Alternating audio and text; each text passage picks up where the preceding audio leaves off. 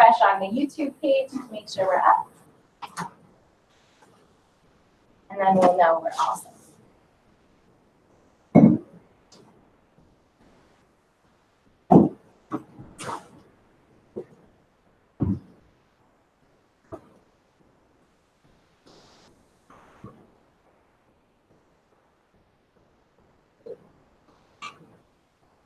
All right, so we are live, which is fantastic. So I'm going to go ahead and let Dr. Yoshikawa introduce our guest speaker today. So welcome everyone who is joining us online through YouTube for today's guest speaker. Thanks everyone for joining. This is a little bit different from our usual Hangouts where you only see Kat Adams and the speaker. This is actually a class that I'm teaching this semester at New York University on early childhood development. And this class has actually been following along with the STG Academy course, which is great. So thank you for joining in. And I'm delighted to introduce Maria Nieto, who we'll be hearing from. She's in Bogota, Colombia at the moment. She has a background in anthropology and psychology with degrees from the Universidad de los Andes in Bogota. She then was a policy consultant engaged in a variety of policy projects with the Ministry of Education in Colombia. Then she received her master's and her doctorate at the Harvard Graduate School of Education. And then between 2016 and 2018, she was the Director of Early Childhood Education for the country of Colombia at the Ministry of Education. So we're really delighted to welcome her and have her expertise today. For those of you who followed the last week's course materials, there was quite a bit on this Colombian policy, de cero siempre. And so today, for the first about 15 or 20 minutes of the Hangout session, she's actually going to present some more details on the de cero siempre policy and an overview on some of the initiatives she worked on. So, and then we'll open it up to some questions, both from the class here and then from you all. So thanks, Anna. And now I think we're going to try to share the screen. Yeah, Anna's slides up. Yes. And I'm going to go ahead and thank you. Us. So thank you, Hiro, for this space. I'm going to start sharing my screen now. Now I can't. There we go.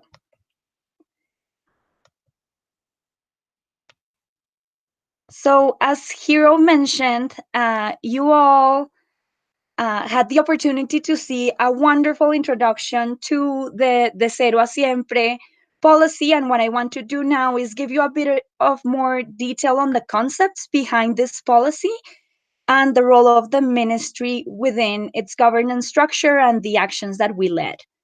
So as you heard, De Cero a Siempre is an integrated framework for the equitable provision of coordinated services to promote holistic development in early childhood.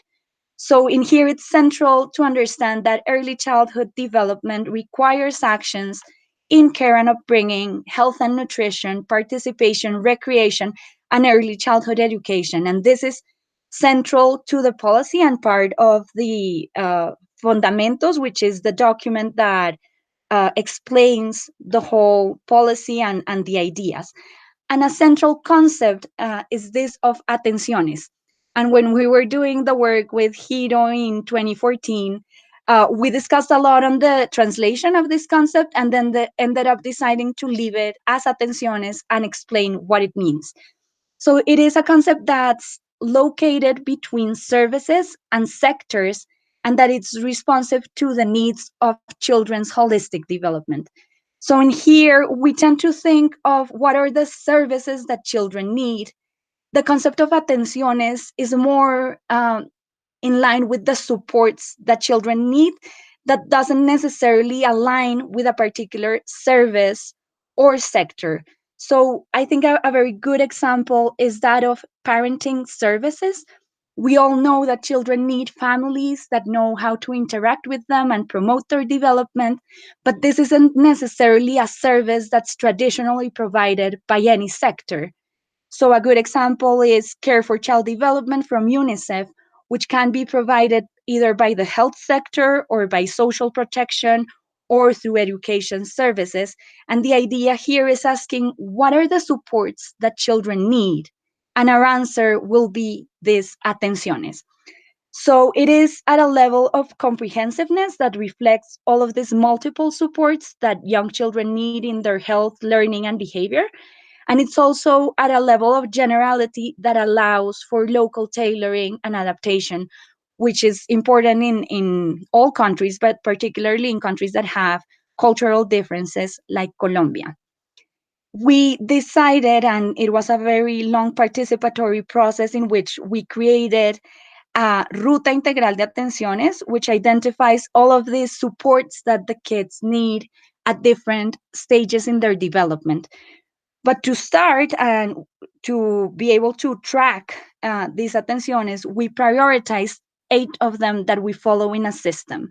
So first, we want to make sure that children have a birth registry. This is what enables them to become citizens and access different services and have their rights seen by the government. Complete vaccination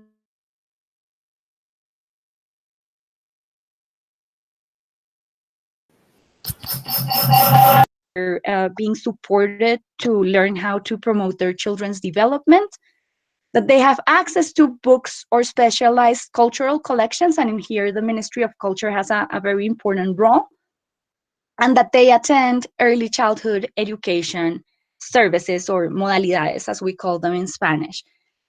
So this is a system that was created by the Cero a Siempre. Different sectors provide information child by child. So we're able to know if each and every single child that's in the system has received all of these prioritized atenciones, where they are. And this enables us to give alerts and for local offices to take action to decide which is the best way to deliver services that will make sure that children get the supports that they need. This has been a very long process, a very challenging one. It implies changing the way that we think about data. So before we would track how many vaccines were given in a particular region. Now we are not looking at how many vaccines we gave, but did the children receive them?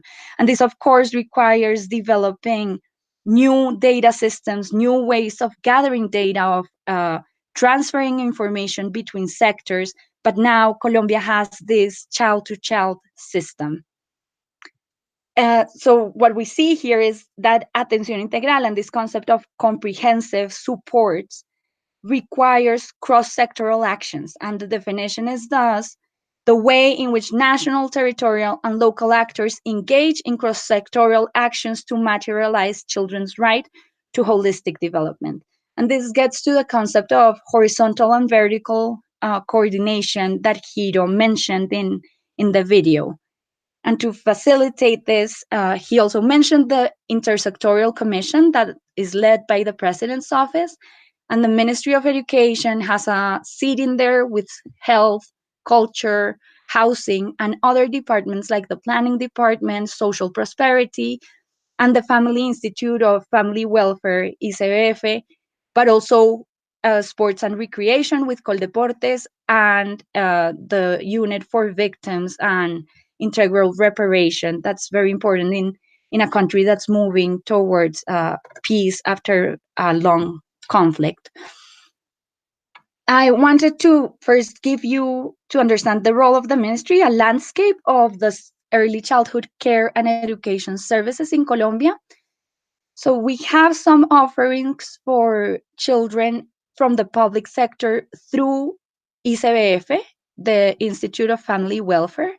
This includes madres comunitarias that Hiro referred to in his video, that are some family and home care type of services.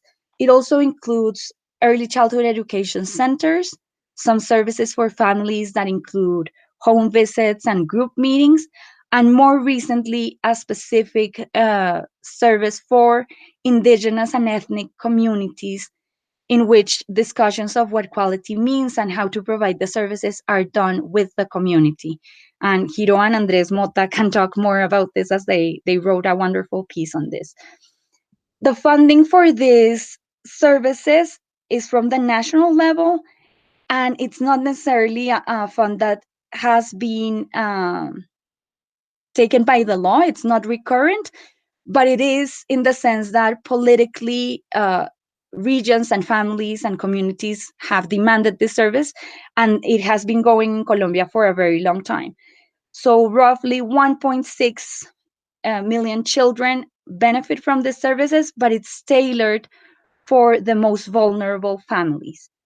Then we have public schools, and in Colombia, our general law of education recognizes 3 preschool levels: prejardín for 3-year-olds, jardín for 4-year-olds, and transición for 5-year-olds. Only resources for transición come by law, and they are set and are recurrent in national resources.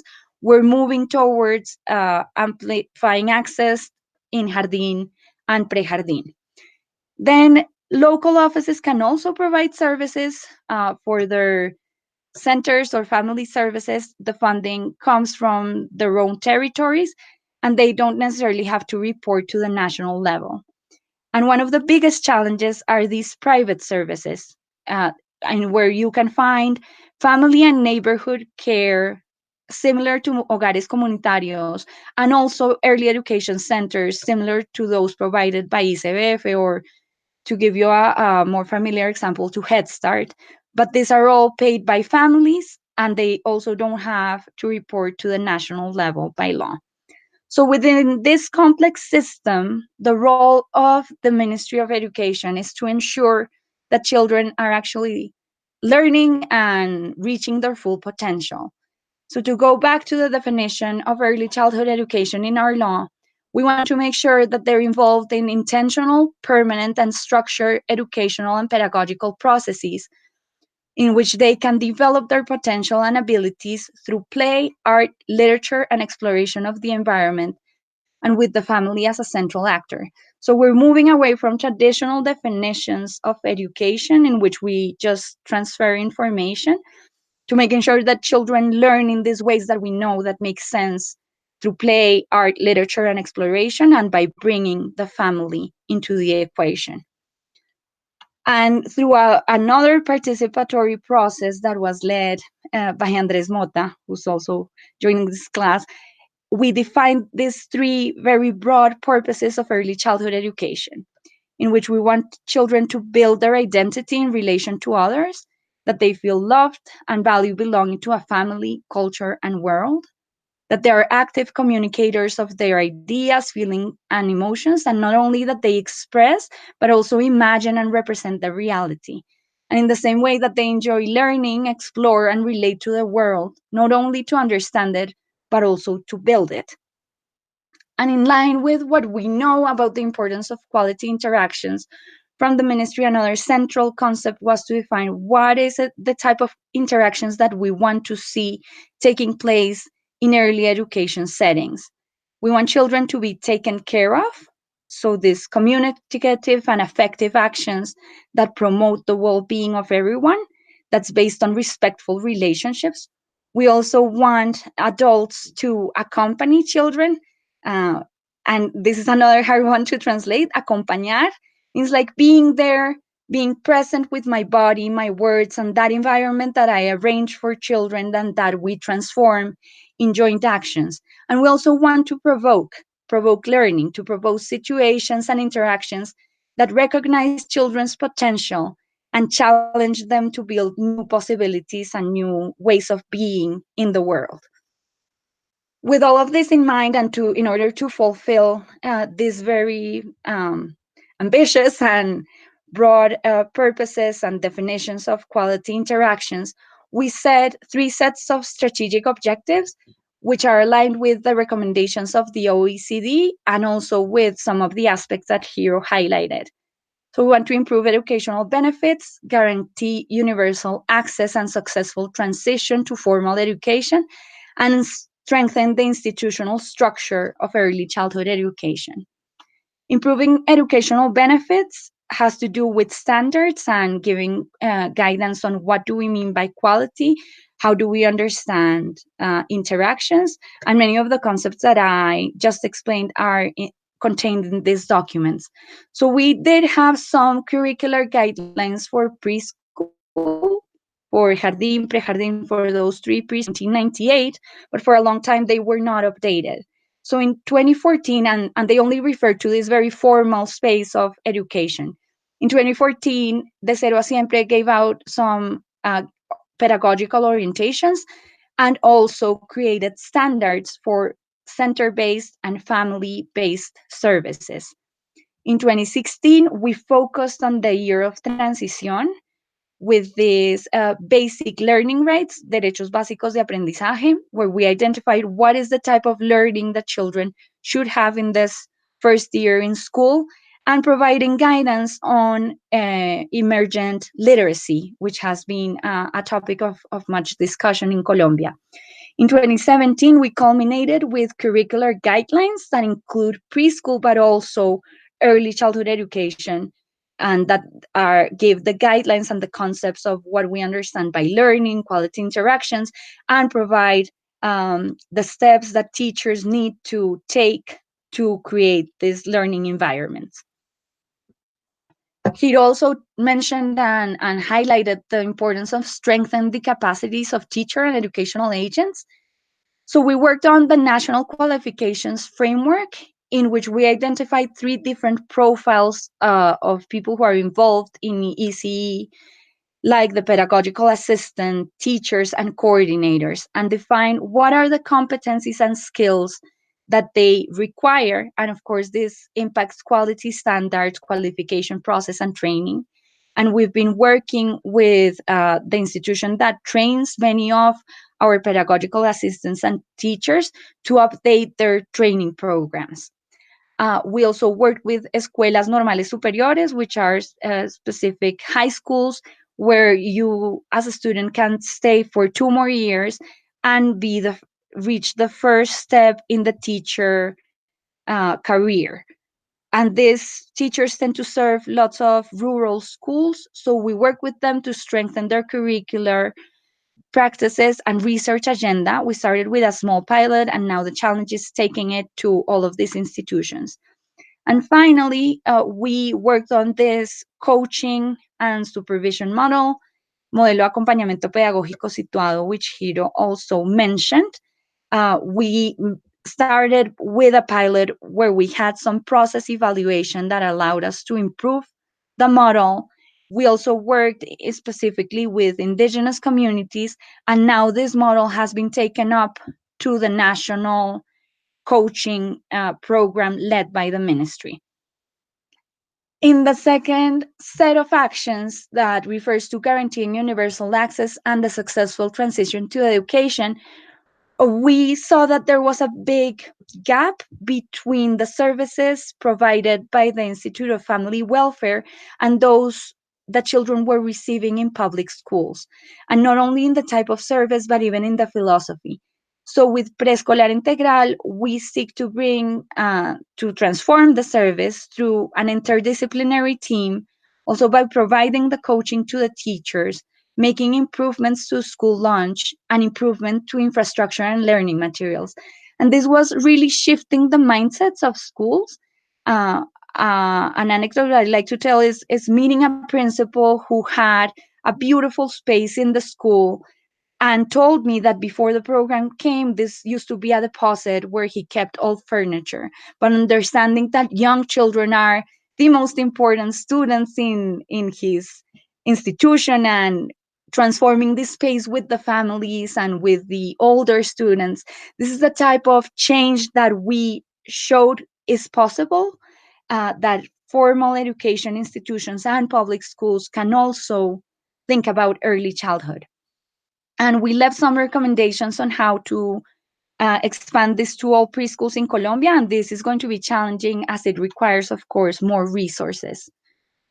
In in promoting the successful transition, we also know that we have to partner between families and different institutions to make sure that this transition is successful and it's harmonious, so that children don't feel traumatized, or that it's the best transition that we can make. And so we worked with different institutions to identify the children that need to make the transition, to ensure that they get a spot in the school that's more convenient for the families. And also, we saw in our quality measurement model and in the national implementation that many of the institutions are engaging in these successful practices, like having training between teachers in early childhood centers and in schools, having them meet and talk to each other, promoting opening doors for families to accompany children to the institutions. And now the challenge is making sure that this happens across all schools. The last set of actions refers to strengthening this institutional structure. And as I mentioned, we see that information systems and having good data can strengthen coordination across sectors. So this information system and the child monitoring of atenciones is a tool that local offices can use to coordinate actions to make sure that children receive what they need. We also updated an information system that allows providers to register, and this is going to be the first step in the licensing, inspection, and surveillance process.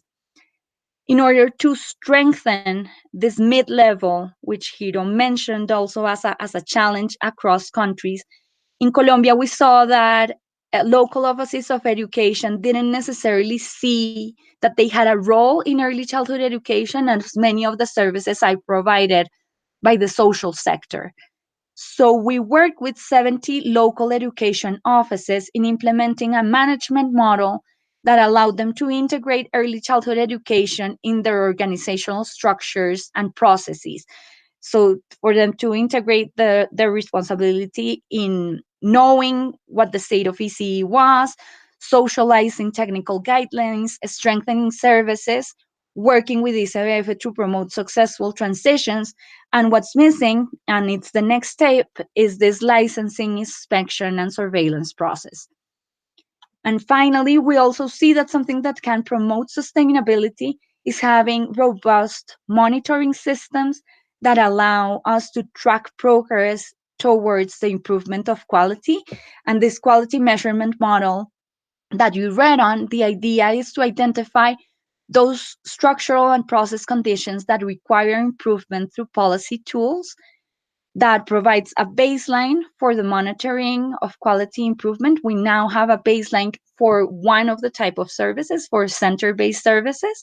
The idea is to have different measurements for the different types of services.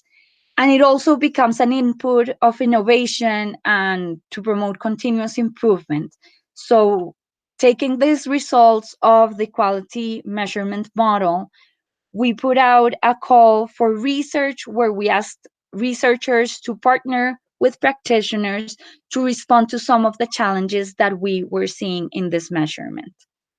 So to summarize, the challenges for the current government in these three lines is to continue focusing the efforts in improving pedagogical quality.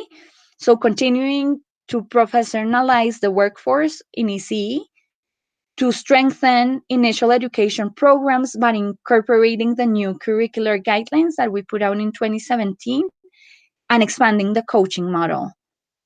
In terms of facilitating access and successful transitions, our recommendation was to expand the coverage of preescolar integral, to design more flexible models that allow universal coverage in dispersed rural areas, and to make sure that the implementation of Todos Listos is done in every institution, that they're promoting these successful practices to promote children's transition into school. In terms of strengthening the system, the information system now exists. What we need to make sure is that this is being used in local offices and local territories to improve coordination. Perhaps the biggest challenge is to regulate early childhood education services, in specifically with territorial responsibilities to licensing, inspection, and surveillance of private providers. And finally, to institutionalize the quality measurement model. So this is the general presentation. I'm, of course, available to answer questions now, but also if you want to reach me via email, Hiro can share my contact.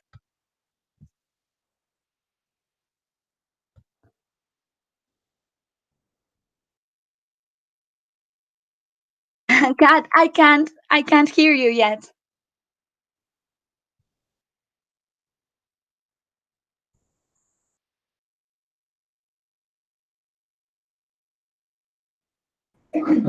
Sorry, we were on mute. Can you hear us now? Yes, I can. Okay. Well, thank you so much. So I think what we'll do is we can either start with some questions from the folks here, if you have them, or I can start with a question from our online module. So anyone? Okay. So we'll start with one of our questions that came from the Spanish discussion forum from Alejandra. And she was very interested in early childhood development and would like to know more about the concept of structural quality of measurement as it relates to education in cities. And can you talk a little bit about the impact of city planning on child development? Okay, so we agreed that since this was a question in Spanish, I'll answer first in Spanish and then translate to English. Bueno, la relación entre la medida de calidad estructural y calidad de proceso es algo de lo que Hiro puede hablar en más detalle, en referencia a la pregunta sobre si hay mediciones sobre la intervención a nivel de las ciudades y si hemos mirado el impacto de la planeación de las ciudades en el desarrollo. En Colombia se han hecho algunos mejorar los ambientes y las estructuras de las ciudades con un proyecto en específico en donde se mejoraba el ambiente, y sé que hubo una pequeña medición sobre el proceso de este proceso de mejora de la ciudad, pero no conozco ningún estudio sobre el impacto. Okay, so the question had two parts. It first wanted to know in structural and process quality, and Hiro, I know, has some data that he can talk about. With respect to city planning, there was an effort in Bogota specifically to improve neighborhoods and working with the community, improving, for example, around the early childhood center. And there were some measurements on this process, and there was a very small evaluation. But to my knowledge, there are no big studies that look at the impact of city planning on child development in Colombia. I don't know, Hiro, if you want to take the relationship between structural and process right now? Sure. So in a regional study, which was conducted in one particular area of Colombia with a pretty big sample of centers where quality was measured in classrooms, so pedagogical quality or the quality of teacher-child interactions. It was related to more years of teaching in the early childhood field on the part of teachers. And also what was kind of interesting was it was related to more specialization in the early childhood field by directors. So this study included some information from the actual directors of the centers. So both specific early childhood training was related to higher levels of teacher-child interactions on the part of both teachers and directors of centers. So those are two really important pieces of structural quality with some implications for expanding the even further the early childhood training opportunities in the country. And we, from the national measurement, one of the results showed that access to learning materials had a relation to child outcomes. We also know that process quality has a relation to child outcomes. A question that can be explored later with the data that we have is whether having access to material has an impact to that pedagogical quality measure that we created, and if that mediates in some way the relation to child outcomes. But I don't think we have, nobody has looked at that yet, yeah, right, with the national measurement, Hiro. Yeah, not yet. Not yet. It's coming along. But those are questions that we want to, for people to ask. Yep. Fantastic. Any questions from students here yet? Yeah, so someone who, maybe Christina, your talk paper, you have a couple questions? Sure. So, good morning, Dr. Nieto. Thank you for taking the time to speak with us. My name is Christina, and I am a first-year master's student in the art therapy program. And as such, I was really interested and impressed by this program's emphasis on arts as a way to promote holistic development, because a lot of ECD programs tend to focus a lot on academic development, but not so much like arts and play and other things like that. And so my question related to that is what types of arts or music or other activities are most commonly available in your program centers, and what goes into the process of selecting these specific programs? Like, are there activities that are specifically curated that are intended to target specific skills? Like, for example, 3D building and modeling is linked to executive function development and like planning and that stuff. Are there any kinds of decisions related to like intended skills and development that go into selecting which activities go to which centers? That's a great question. And there was a lot of discussion in Colombia around the concept of art. And more recently, the Ministry of Culture has been talking about artistic expression. Because we didn't want to give the sense that we are training children into this formal, predefined, institutionalized ways of understanding art, but rather how does art come into play in learning in their communities with their own cultural traditions. And we push a lot for artistic expressions that bring the knowledge of the community into the classroom. The Ministry of Culture has done a wonderful job of gathering different songs from different communities in different languages, and I'll make sure to share the link to that. They have gathered this and made videos, and these are and songs and CDs that were distributed through the country, as well as books in children's own languages. They have done a really spectacular job at that. And the idea here is to promote the expression and the creativity of children without necessarily needing to train them in particular art forms.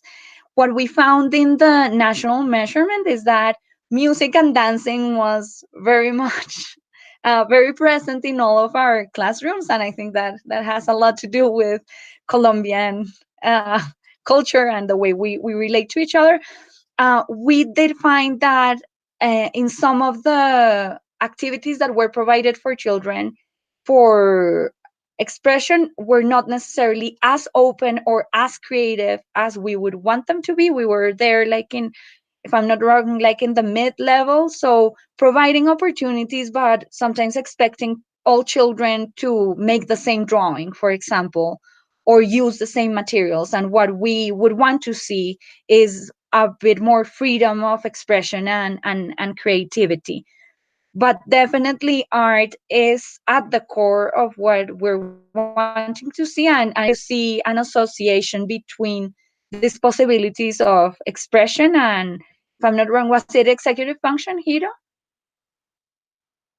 Some of the measures in that we know are key for academic success. So I think that's another very important message, is that providing opportunities for artistic development does not go against academic or more cognitive dimensions. you can do both in a meaningful way. Great, thank you. So a question we have from our online chat is from Tripti, who would like to know more about how the coordination between sectors is done. So how do you share information across sectors? They say, like, is there a common data app or something that kind of helps sectors get on the same page? So can you talk a little bit more about those coordination efforts? Sure, I can talk a lot about how the Comisión is set up at the national level. I think the structure that was created is very useful. So the way it functions is that we had a meeting once a month at the end of the month, where representatives from each ministry would come to make important decisions. But before that, there's a technical gathering with different technical groups. So it's organized through issues like work with families, and we create subgroups. And a week before the meeting where decisions have to be made, the technical teams come together, they present, they receive feedback, they adjust, and what actually gets brought up to the CP, to the decision making instance, has gone through this long technical process of discussion between the sectors. So the interaction happens very much on a daily basis, and like people who worked at the ministry can attest to this. Our products are always discussed and shared with people from other institutions. We receive feedback. The coordination happens at the national level, very much in the daily work. At the local level, is intended to be replicated in the same kind of space in local working spaces for child and early childhood development. And these are spaces where local development plans are created. And so actually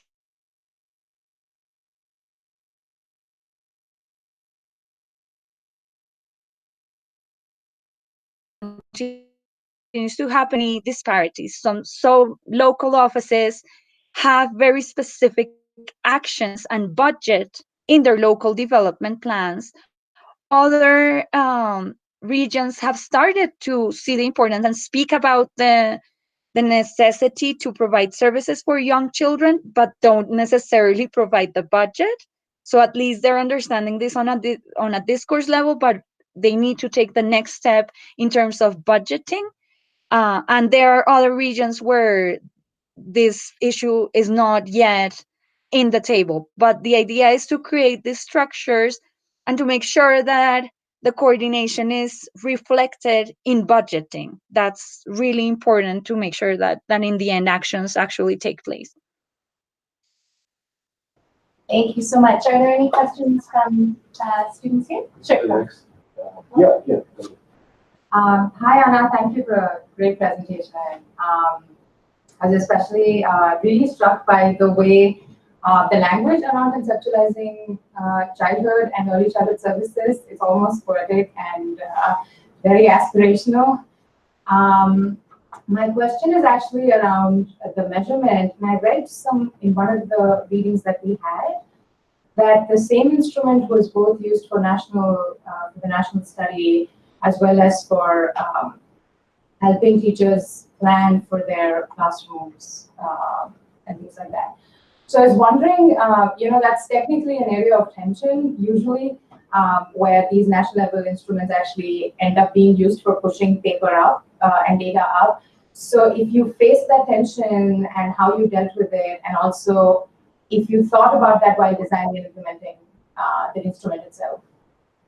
Okay, so I want to make sure that I understood the question correctly. What I understand is the tension between what we see as important from the national level and maybe more local definitions of what quality means. Is that correct?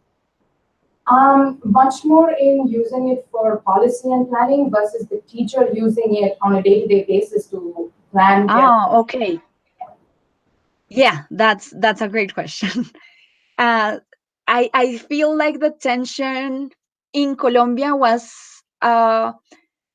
it was hard at first for teachers to understand that this instrument was not intended to provide individual feedback or for daily practice, but it was not looking at their specific practice, but rather at the challenges and achievements that we had as a policy, that we were generalizing, that we were grouping data, and it wasn't an individual measurement. And so Los Andes had a lot of work to do with meeting before with local offices and even with the centers themselves. So before we went into classrooms, we had some workshops in which Los Andes went with the ministry to explain the purpose of the measurement, what we were looking for, to explain, for example, that no individual decisions were being made, that this was not related to supervision, and that we were not able to provide individual feedback. What we did was, after having gathered the data, Los Andes led some workshops in which teachers will interact with some of the questions of the instrument and discuss them with each other. And the message here was like, quality is also in your hands, and this instrument, what provides is sort of a lighthouse. That's the metaphor that Carolina uses. It shows where we want to go and it provides guidance. It's not intended for your individual use, but rather to strengthen the whole uh, policy. There was a bit more tension around children's assessment, and Colombia had developed an instrument that teachers use in their daily practice. And there was a lot of discussion on whether we should use that instrument for the quality measurement model. And it took many discussions for us to, and even for many people in my team, to understand that those are also two different objectives, that the tools that teachers use to assess kids in their daily practice and to inform their own practice cannot be the same instruments that we use to assess a policy. I feel like that discussion still is ongoing, and we still need to work more in that understanding of the different uses of data. Thank you so much. So I'm going to ask another question from our viewers online. This one comes from Kritika, and they ask, it's a common expectation that education entails teacher-led, information-driven, testing-driven classrooms.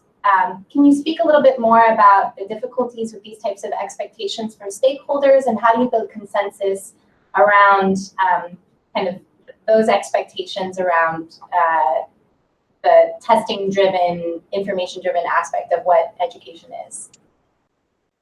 This is very much related to the last question, and I see and I share that fear, that when we start testing kids, are we advocating for a system that teaches to the test? And I do think we have to be very careful in the way we think about child assessment, and differentiating very clearly what we're assessing is not the curriculum. So when we have the quality measurements, of course, we're assessing some very basic skills and competencies that research has shown are the basis for long life learning and development. However, the fact that we are assessing specific skills does not mean that we're advocating for a curriculum that focuses only on teaching specific skills, but rather providing very rich learning environment in which children have the opportunity to develop these skills. And that is why we're also careful when we're implementing these child assessments. They're not freely shared, because there is the risk that it's understood that what's assessed is what we intend the curriculum to be. And by reading our curricular guidelines, and in Colombia, there's very much a sense that the curriculum is built in the classrooms with the communities, taking into account cultural differences, but these very rich learning environments, we expect that then children can develop basic skills. But it is a danger that we see, and we are also careful in when we are presenting the data on the quality measurement model. We're placing our emphasis on the practices and the type of interactions that we want to see rather than in the children's evaluation. The message here is learning has to be complex and take place in meaningful situations. I don't know if that gets at it. That's great, thank you. And I'm going to jump in and ask one more question from the live chat, since I want to maximize the time that they have. So Amy has a question about how teachers and parents have responded to these changes. So are teachers responsive to professional development? And have you kind of used workshops or more traditional coaching models for professional development? And then how have parents responded in understanding the importance of their role? So the coaching model has been a great success. Of course, it has required a lot of building of trust and also working with principals. Principals open the doors to the institutions and support these types of programs and interventions. We're far more likely for teachers to also jump in. But it has required a lot of trust building and um, taking it slow sometimes, but also promoting discussion between teachers, and these coaches have to be, respectful with teachers and respect their knowledge and come into the classroom with this position to really highlight what's working and work in what's not. And I think something that's very successful from this program is that teachers can say, this is what I want to work on. It's not that we come in and say this is what everyone's going to work on, but they get the chance to negotiate with their coach and work on specific aspects. With families, I think it has been particularly in schools where families changing that relationship and being able to come into the classroom and start to understand teaching and learning differently, because we know that parents were used to a very traditional directive way of teaching, and this is sometimes what they demand from schools. But through this program, they have been brought into the classrooms. And what I've seen by traveling to some of these places where preescolar integral is happening is seeing families come to pick their kids and talk to teachers and see the change in the environment and talk about how their kids are changing and appreciating that kids can also learn through play, through art, and not necessarily through rote learning, which is what they experienced maybe as children. Thank you. Do you guys have any questions? Turn to the next blood papers. Maybe Hi, Dr. Maria Nieto. My name is Maya. My question is about the guarantee universal access to talk about in the presentation. Because I'm thinking that children's background can be very diverse. Like children who are raised in impoverished communities may not have access to as many educational resources as other children. So how do we ensure that the state assembly can also cover these disadvantaged areas? And how can we ensure that every school can get equal resources through the implementation of the serial assembly? Okay, it cut a little, so I want to make sure. So I think the question is about how do we make sure that children from vulnerable populations have access to high quality education. Is that correct? Yeah. Yep. Yeah. Okay.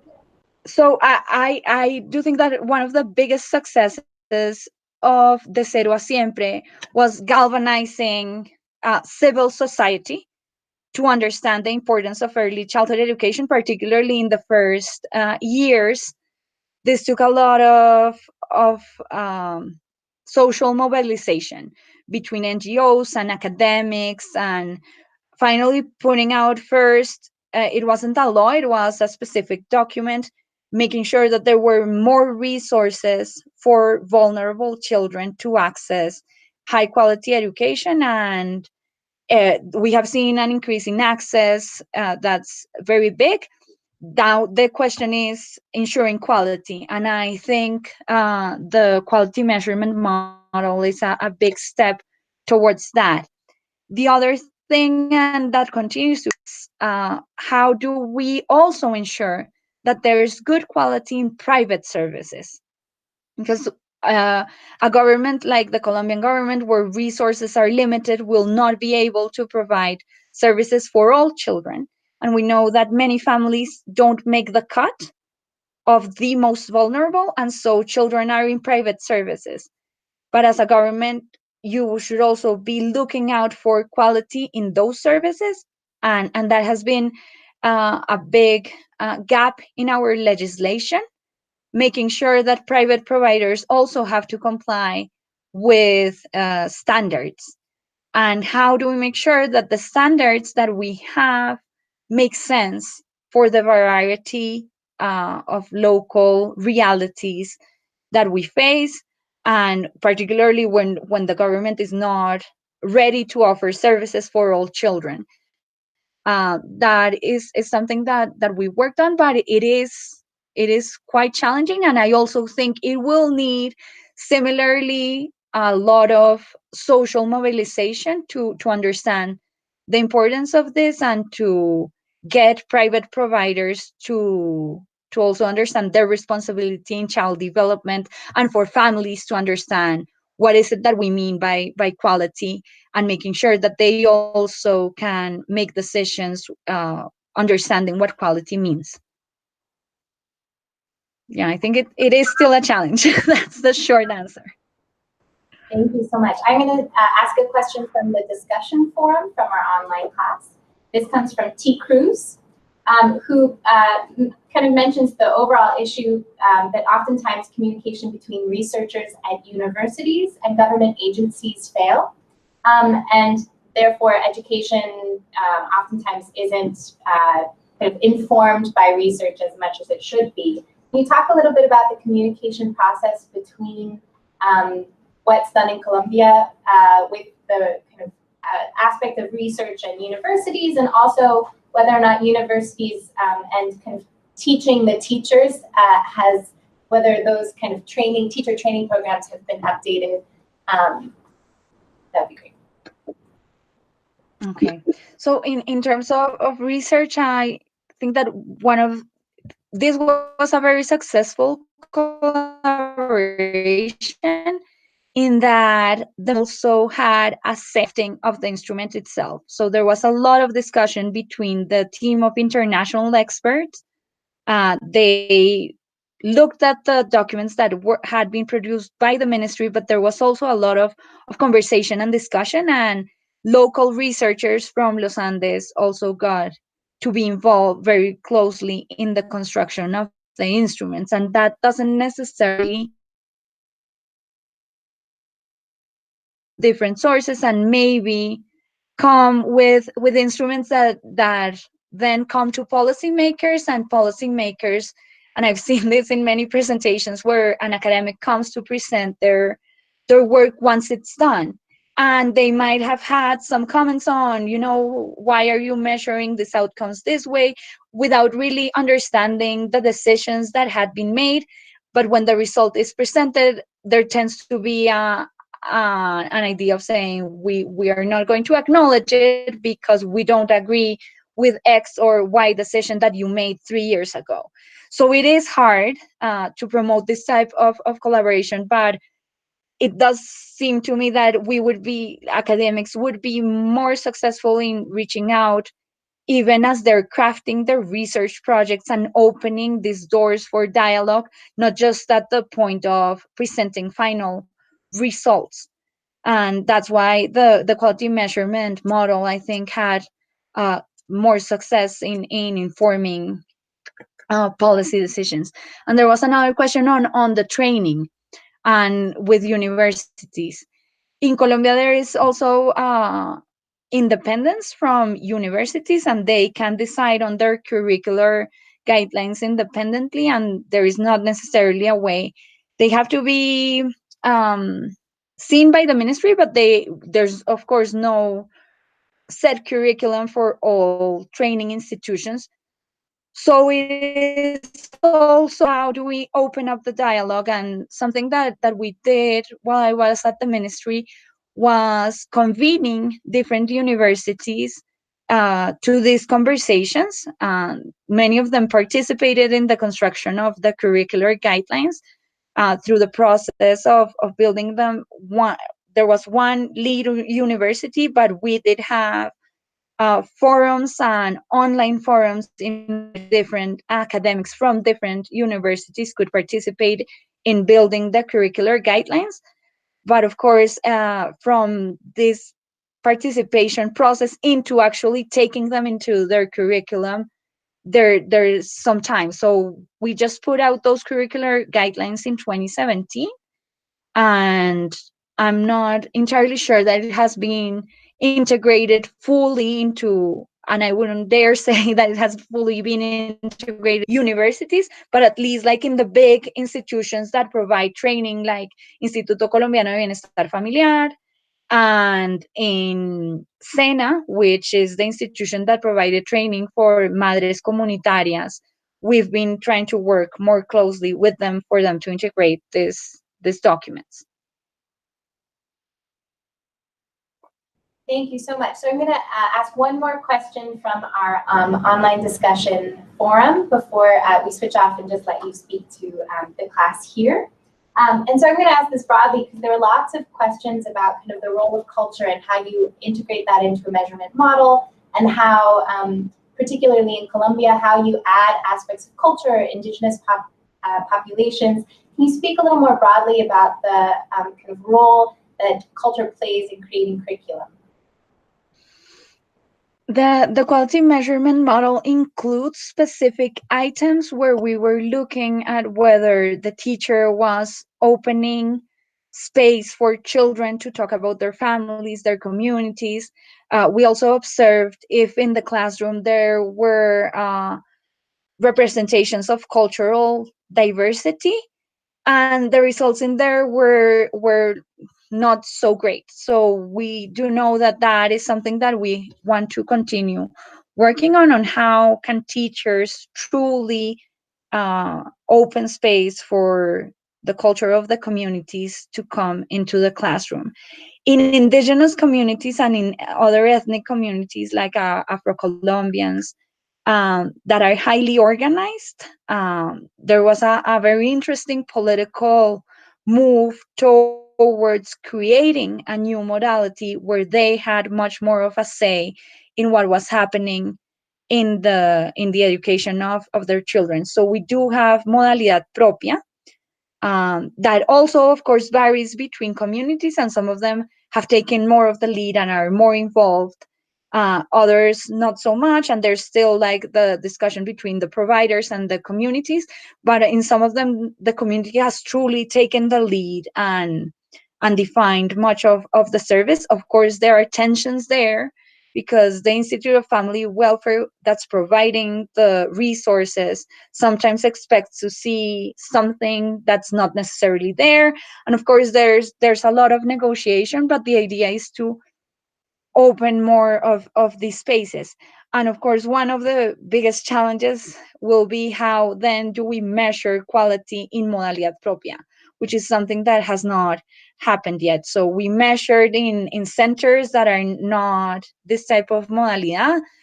Then we do have a framework, and Hiro and his colleagues worked on providing a framework for the family service modalities. And they also conducted some visits to modalidad propia and made some recommendations, but those instruments have not been created. And it will be interesting to see how they develop in this discussion that's where there are many tensions, of course. Fantastic. Well, thank you so much for answering questions from our online discussion forums, and thank you to those of you who joined us on the live stream chat. So we're going to go ahead and stop the live broadcast, but it was such a pleasure to have our speaker here today, and we'll keep you on the line so that we can continue to chat directly with Hiro's course. So thank you all who are watching online.